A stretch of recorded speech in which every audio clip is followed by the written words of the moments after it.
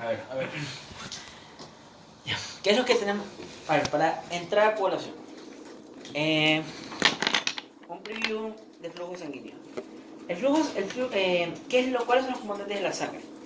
Va a haber, si le extraemos sangre a un paciente y vamos en el tubo de ensayo. En el tubo de ensayo vamos a tener tres capas. Una es la capa de glóbulos rojos. Una es la capa de glóbulos rojos, que no van a estar propiamente dicho los glóbulos rojos. Y solamente los glóbulos rojos. Ya. Esta es la parte sólida de la sangre, por así decirlo. Después de eso tenemos otra capa, que es una capa amarilla. En esta capa amarilla, ¿qué vamos a tener? Vamos a tener el agua. Esta capa amarilla se llama plasma. Y el plasma está principalmente constituido de agua. Para que se entienda, en el plasma viajan los glóbulos rojos. Entonces, en el vaso sanguíneo, que es este de aquí, los glóbulos rojos van a estar viajando siempre por el centro, y todas las proteínas plasmáticas, todo lo que no sea sangre, los glóbulos blancos y eso, va a estar rodando a las periferias. Por aquí podremos tener todas las proteínas plasmáticas, y junto a las proteínas plasmáticas también podemos encontrar otras células, como las células blancas.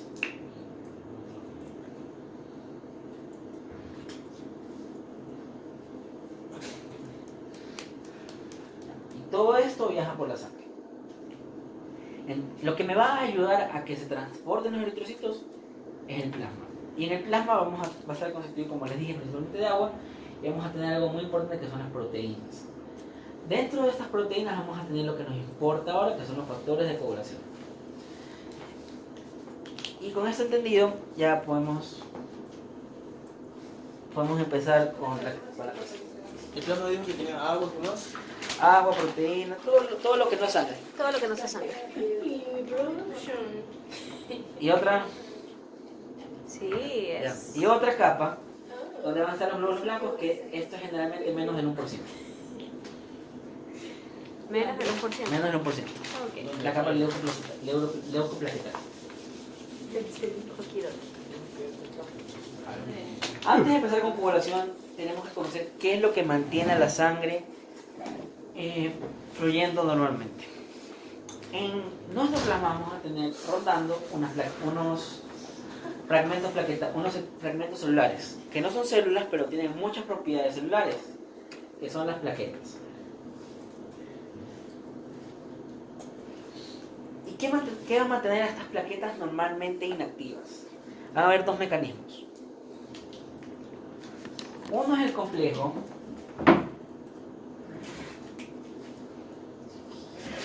heparina antitrombina 3. ¿Y qué va a hacer este complejo? Este complejo va a asimilar a un cuchillo, por así decirlo. Entonces, a medida ¿contra qué va a actuar este complejo? Vamos a tener en la circulación al factor 2, al factor 9 y al factor 11, el factor 10, perdón. Y el complejo heparina antitrombina 3, ¿qué va a hacer? Va a coger todos estos factores y a medida que pasen por acá los va a inactivar. Entonces, todos estos tres factores no van a actuar sobre las plaquetas. Y por otro lado, tenemos otro complejo, que es el complejo 2, 9 y 10. Marquito, tú dijiste que la heparina antitrombina 3 mantiene inactiva las plaquetas. A las plaquetas, sí. Mantiene inactiva a los factores 2, 9 y 10. Los inactivos. Ajá, y esto no. Esto no va a actuar sobre las plaquetas. No puede actuar sobre las plaquetas. Y por otro lado tenemos al complejo protrombina. Antitrombina, protrombina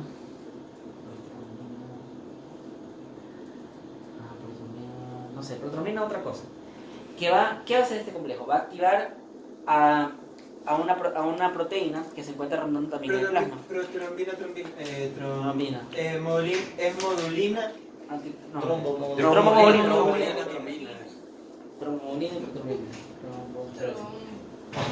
El complejo Trombina, trombina por trombina. Es trombina. Trombina. Trombina. Ya. Este complejo, ¿qué va a hacer? Va a actuar sobre una proteína que se encuentra rondando en el plasma. Ya. Esta proteína es la proteína C, que tiene síntesis hepática. Y cuando esta proteína C pasa por el complejo trombina-protrombomodulina, ¿qué va a hacer? Se va a activar. Y cuando se activa la proteína C, ¿qué va a hacer? Esta proteína C va a inactivar al factor 5 y al factor 8. Entonces, la proteína C va a actuar contra el factor 5, va a inactivar el factor 5 y el factor 8. Y el complejo heparina-antitrombina 3 va a actuar contra el factor 2, el factor 9 y el factor 10. Hasta aquí estamos claros. Y esto es lo que, va a mantener a las plaquetas inactivas. Por otro lado, en el endotelio vascular van a estar produciendo unas hormonas que van a hacer proteínas, van a ser vasodilatadoras y vasoconstrictoras. La endotelina es principalmente segregada por el endotelio vascular y va a ser un potente vasoconstrictor. Pero, ¿qué va a actuar contra esta endotelina para que no cause una vasoconstricción? Vamos a tener dos cosas, dos vasodilatadores: el óxido nítrico y las prostaciclinas. Y esto va a provocar que haya un estado sin vasoconstricción, sin constricción ni dilatación, una homeostasis. Pero ¿qué pasa cuando ocurren daños en el endotelio? Traten de pensar que estos complejos y la liberación de estas hormonas están dadas por todo el endotelio vascular. Era contrastado por óxido nitroso y prostaciclinas. Y esto aquí, y todos estos complejos van a estar en todo el endotelio vascular. Pero ¿qué pasa cuando ocurre un daño contra este endotelio? Cuando ocurre un daño contra este endotelio, van a haber un conjunto de procesos que van a llevarse para así evitar el sangrado excesivo. Y este conjunto de procesos se denomina hemostasia. Y la hemostasia va a tener cuatro pasos principales. El primero es el espasmo vascular. ¿Y qué entendemos como espasmo vascular? Como espasmo vascular se entiende cuando hay una ruptura del epitelio. Cuando hay una ruptura del epitelio. Si hay una ruptura del epitelio, se pierde la continuidad. Y si hay esta ruptura del epitelio, sí quiere decir que tanto plasma como glóbulos rojos y glóbulos blancos van a estar saliendo a cada rato. Otra proteína muy importante que se encuentra rondando por el plasma es el factor de von Willebrand.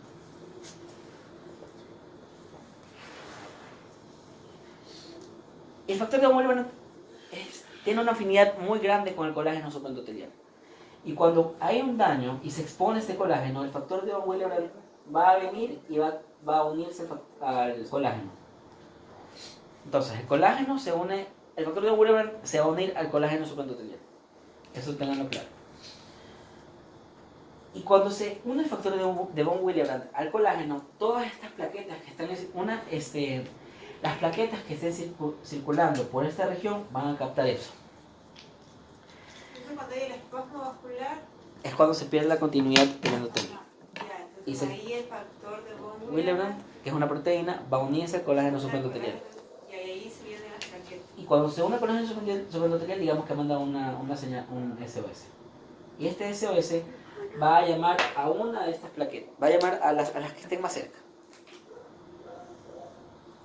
Ya, algo que hay que saber de las plaquetas es que las plaquetas van a tener sobre su superficie unos receptores. ¿Y estos receptores qué son? Son proteínas. Estas glicoproteínas hay dos importantes.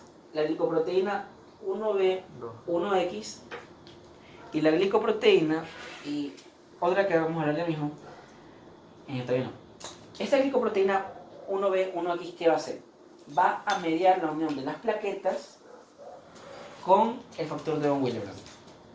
Entonces se pregunta, ¿qué se une la glicoproteína 1B1X al factor de von Willebrand? Y cuando esto pasa, la plaqueta comienza a sufrir unos cambios estructurales y químicos. Pasa de estar en su forma inactiva a su forma activa. Y la forma activa de las plaquetas van a formar un tipo de dendritas, por así decirlo. Y cuando la plaqueta ya pasa de estar en su forma inactiva a su forma activa, es cuando realmente la plaqueta ya está lista para ejercer su función. Y hay otra glicoproteína que se encuentra en la membrana del eritrocito, que generalmente no está activada. Pero cuando la plaqueta ya se activa, esta glicoproteína también lo hace. ¿Y cuál es el nombre de esta glicoproteína? Glicoproteína 2B3A. Entonces las plaquetas tienen hasta ahora dos receptores importantes. La glicoproteína 1B1X, que va a unirse al colágeno, al factor de von Willebrand, 2B3A. y la glicoproteína 2B3A, que ya vamos a ver qué es lo que hace. O sea, cuando la plaqueta se une al factor de von, De von Willebrand. La glicoproteína 1B1X, claro, ahí ya se activa. ahí es cuando se activa, recién se une el factor de von Willebrand. Se activan las plaquetas. Sí. Tírame A al ver. otro lado, tírame al otro lado. No, la voy a tirar. O sea, No voy a notar, son preguntas que no me acuerdo. la glicoproteína 1B1X se expresa. Y tengan en cuenta que esto no solo pasa en un lugar, esto es algo tridimensional, por así decirlo. La herida es así. Y en todos estos sitios unidos van a haber plaquetas que están activándose. Y esto va a provocar... Las plaquetas, considérenlas como una niña exploradora. Dentro de ellas van a haber unos gránulos.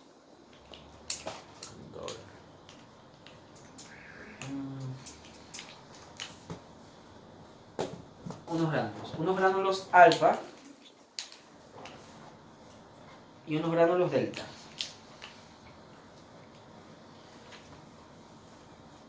Cuando la plaqueta se activa, ese cambio estructural en las plaquetas va a tener un efecto. Y ese efecto es que estos gránulos salgan a la circulación. Estos no se liberen. Y estos gránulos, el gránulo alfa es chiquito y va a poder liberar una sola cosa. Va a encargarse de liberar más factor de von Willebrand. Y esto va a hacer que la concentración del factor de von Willebrand en la sangre aumente, ya que no solo se encuentra rondeando por la sangre, sino que también, gracias a las plaquetas, se libera más. Von Von Willebrand se Willebrand. encuentra solo en la sangre. Es una proteína que se encuentra rondando por la sangre. Ah, ya. Pero en caso de que haya una ruptura endotelio muy larga, en el que incluso se toque piel, dentro de las células endoteliales van a haber unos cuerpos. Estos cuerpos se llaman cuerpos de Weibel-Palade. Y estos cuerpos de Weibel-Palade, ¿qué importancia tienen en la homeostasis? Los cuerpos de Weibel-Palade van a encargarse de liberar dos cosas. La que nos importa ahora es que va a liberar más factor de von Willebrand. Y la otra es en caso de que ya encontremos procesos inflamatorios, vamos a ver que estos cuerpos de Weibel-Palade también van a liberar selectina. Y esto hace que tengan una importancia tanto en el sistema inmunológico como en la hematología. Y si se dan cuenta, ya hay mucho factor de von Willebrand y esto llama más plaquetas. Las plaquetas poco a poco van a ir poniéndose unas encima de otras. Unas encima de otras. Y van a unirse gracias a esta glicoproteína. Pero las plaquetas no se pueden unir por sí solas. La glicoproteína 2B3A no se va a unir a las plaquetas. Una proteína que se encuentra normalmente en el plasma es el fibrinógeno. Y el fibrinógeno va a depositarse aquí, en la unión entre las dos glicoproteínas. Aquí se deposita fibrinogen, que también es factor 1. Ahora podemos decir que la glicoproteína 2B3A se une al fibrinógeno.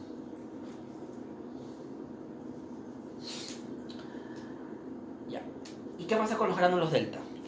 ¿Qué función tienen los gránulos delta? Los gránulos delta van a liberar tres cosas. Una es la selectina. La otra es ADP plaquetario. Y la otra, que vamos a ver después, que es calcio. Y todo eso lo va a liberar los gránulos delta. ¿Por qué no va a liberar? Las plaquetas van a liberar cuatro cosas. Los gránulos alfa de las plaquetas van a liberar factor de von Willebrand. Y los gránulos delta de las plaquetas van a liberar tres cosas. Va a liberar iones de calcio, va a liberar serotonina y va a liberar ADP. Claro, no entendí eso tampoco. Las plaquetas, dentro de ellas, tienen unos gránulos. Y estos gránulos, cuando las plaquetas se activan, van a salir, van a liberarse. Las plaquetas tienen dos gránulos, los gránulos alfa y los gránulos delta. Los gránulos alfa van a liberar el factor de von Willebrand. Y los gránulos delta van a liberar tres cosas: calcio, serotonina y ADP. ¿Y para qué sirve cada uno de estos? Aparte de liberar estas tres cosas, va a haber una enzima que se llama ciclino-oxigenasa o COX. Y esta enzima va a actuar sobre los gránulos que todavía no han liberado su contenido y va a formar otra cosa.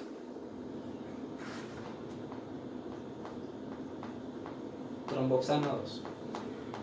Entonces son 5 cosas que las plaquetas nos dan: tromboxano 2, factor de von Willebrand, calcio, serotonina y ADP. Para que se acuerden de las funciones, los gránulos delta pueden relacionarlos con el presente, el futuro, el presente, el presente, el futuro y este puede ser el pasado. Pero ¿qué sería? Este futuro, pasado y presente. ¿Por qué presente? Porque el ADP que se libera, ¿para qué? Para llamar más plaquetas. Si se libera ADP plaquetario, va a fomentar la agregación plaquetaria. ¿La serotonina qué efecto va a tener? Se libera serotonina, la serotonina también es un vasoconstrictor. Pero ya vamos a hablar de los vasoconstrictores. Y el calcio, para no meterles mucho ahorita, vamos a verlo ya mismo. ¿Se acuerdan que las células del endotelio liberaban endotelina? Y la endotelina generalmente se queda atrapada dentro del vaso sanguíneo. Pero si la continuidad del endotelio está roto, la endotelina va a poder cruzar toda esta barrera y va a llegar hacia el músculo liso. Va a poder llegar hacia el músculo liso.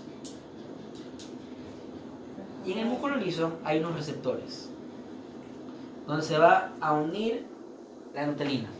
Cuando se une la endotelina a estos receptores, ¿qué va a pasar? Se van a activar unos canales de calcio. Y estos canales de calcio van a abrirse. ¿Qué va a pasar? Va a entrar calcio a la célula. Cuando entra el calcio a la célula, va a unirse a la troponina C y esto va a provocar la constricción. Recapitular entonces. El primer paso de la hemostasia es el espasmo vascular. Y ahora que ya sabemos qué hace la endotelina, podemos definir espasmo vascular.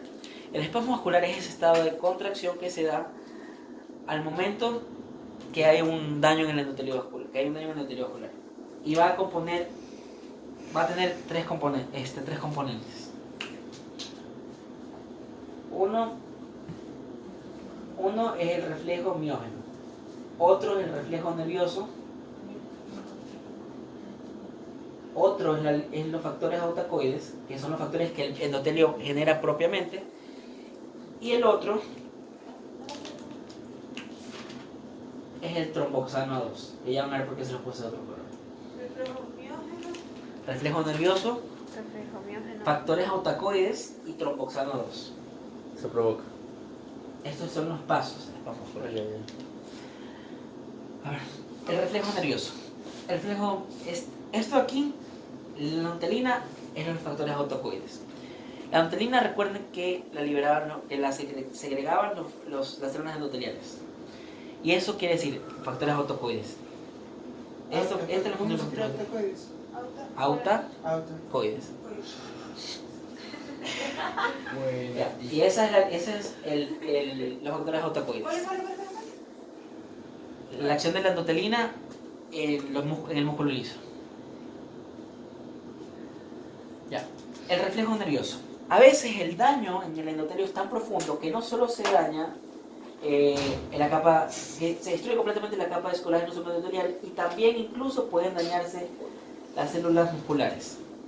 Si se dañan las células musculares, también todas las células musculares están inervadas. Se daña esta inervación. Y si se dañan las células nerviosas, esto va a provocar más contracción. ¿Se entendió? No. Ya. A veces la herida es muy profunda y puede llegar a tocar al músculo. El músculo está inervado. Y si daña también al músculo, hay muerte de este tejido nervioso. Y si se muere este tejido nervioso, quiere decir que va a haber más contracción. Ese es el reflejo nervioso. Reflejo nervioso. Y el reflejo muscular, ¿cuál es? A eso hace referencia al daño de todo. Al daño del endotelio, al daño... El reflejo nervioso hace referencia tanto al daño nervioso, a la función de la endotelina, y es decir, engloba a todos. El reflejo miógeno engloba a todos.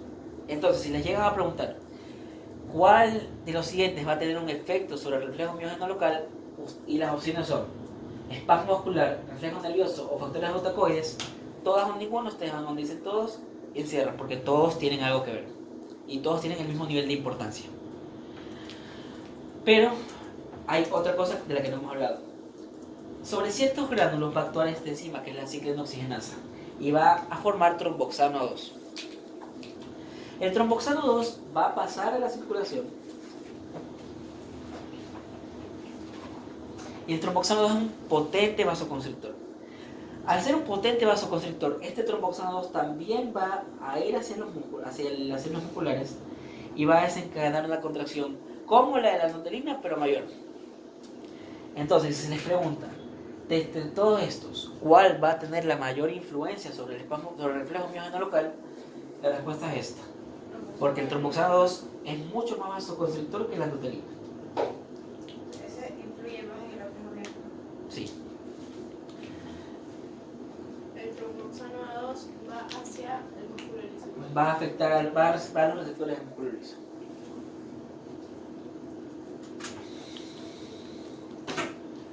Y ese es el primer paso de la hemostasia.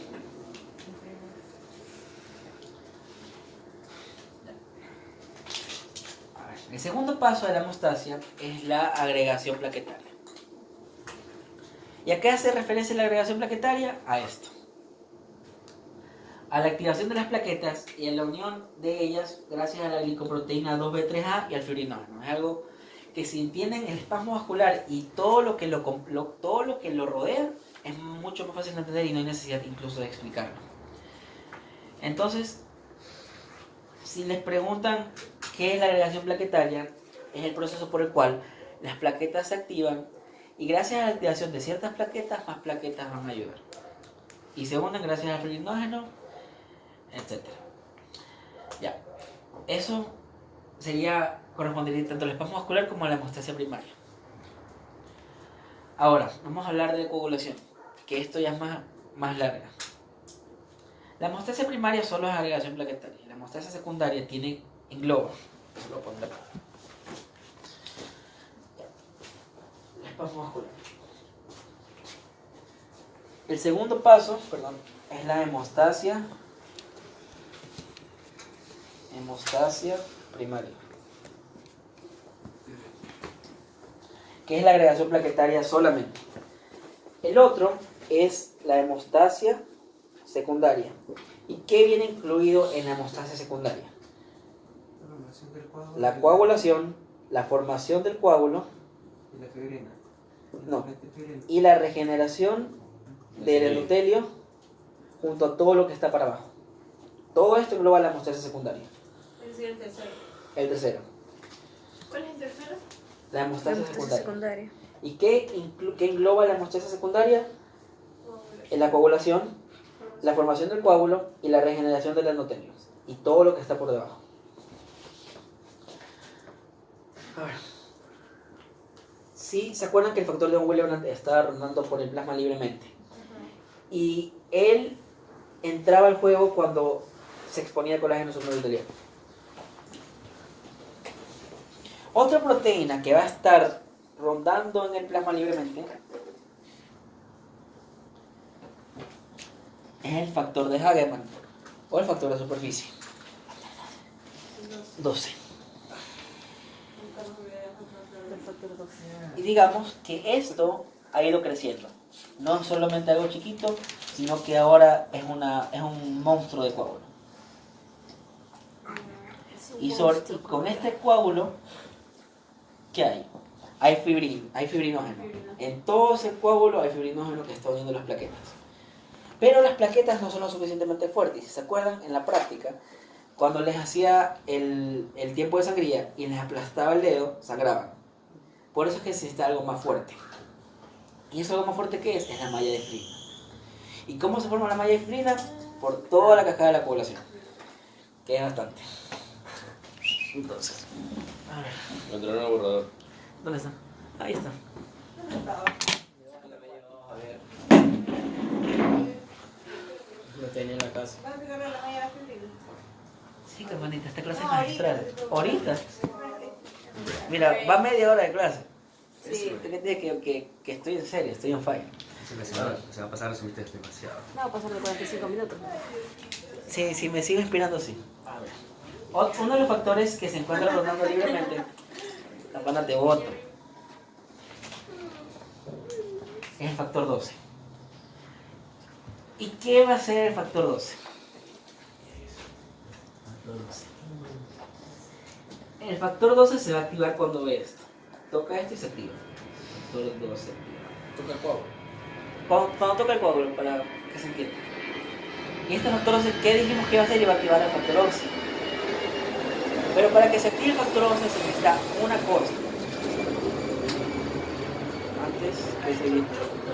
Antes de seguir, voy a hacer acá. Voy a hacer acá. Voy a ir ordenando poco a poco la cascada. Para que se la aprendan.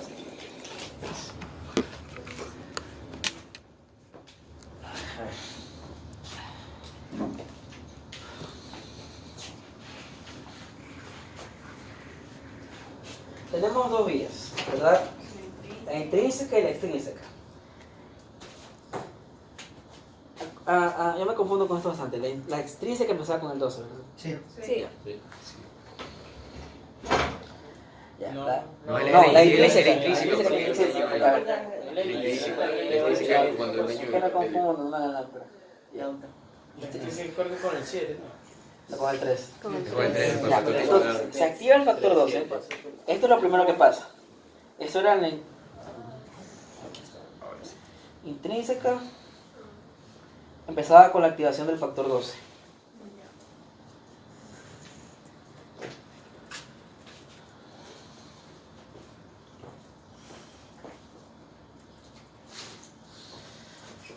Vamos a hacer acá. Ya.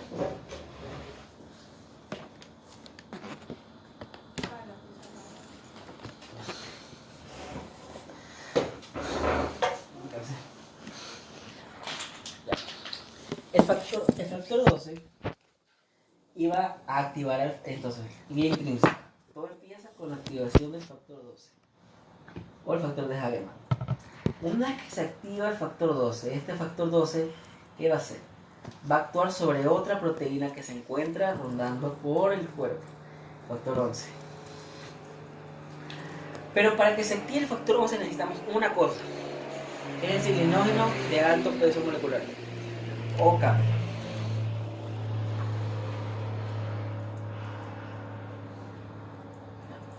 ¿Y de dónde sale el ciclinógeno de alto peso molecular? Hay una enzima que se llama adeninociclasa, que va a actuar sobre el ATP. La adeninociclasa actúa sobre el ATP y a medida que actúa con el ATP va a generar lo que se llama el ciclinógeno de alto peso molecular, que va a ser muy importante para la activación del factor 11. Si no hay esto, no se activa el factor 11. Entonces, factor 12 activado, activa junto al ciclinógeno de alto peso molecular el factor 11. ¿El factor 11 qué hace? El factor 11 va a activar el factor 9. Factor 9. Pero el factor 9 tiene una historia muy triste. Bueno, muy feliz. Ya. Cuando se activa el factor 9... A ver, hay una lámpara. Ya, ¿se acuerdan de esto? Que es el factor de von Willebrand, ¿verdad? El factor de von Willebrand normalmente se encuentra unido junto a otro factor de la coagulación, el factor 8. Cuando está inactivo. Cuando está inactivo, Y cuando está activo. el factor 8. Cuando el factor de von Willebrand se activa, o sea, cuando se expone el colágeno, el factor de von Willebrand le dice al factor 8, ya no te quiero, llegó alguien mejor. Puta, quizás. Y llega un amigo del factor de von Willebrand que se llama Adam. ¿Y Adam qué hace?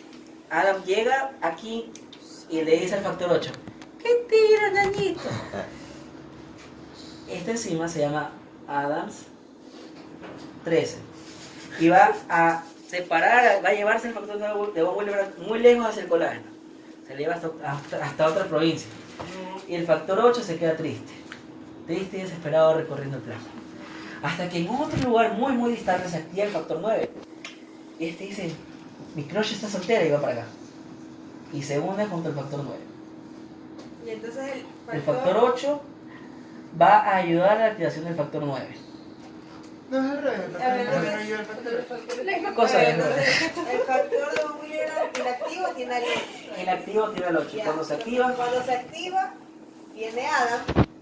no. No, Llega Adam cuando antes. se activa Mira, Adam- Willebrand. Mira, te voy a poner así. Claro, causa la Ya ruptura. mira, Claro. el colágeno es el crush del factor de von Willebrand. Ya. Y Adam es el pana del factor de von Willebrand. Es ese que te acolita todo. Cuando se expone el colágeno, Adam va y llama al factor de Willebrand y dice, oye, tu crush está soltero o soltera. Y el factor de Willebrand le llama a Adam y le dice, oye, ven a ver que este man me tiene cansada o cansado. Y Adam llega y le dice al factor 8, me llevo a un Willebrand acá a una fiesta. Y la deja con colágeno bonita y feliz. Mientras el factor 8 está triste.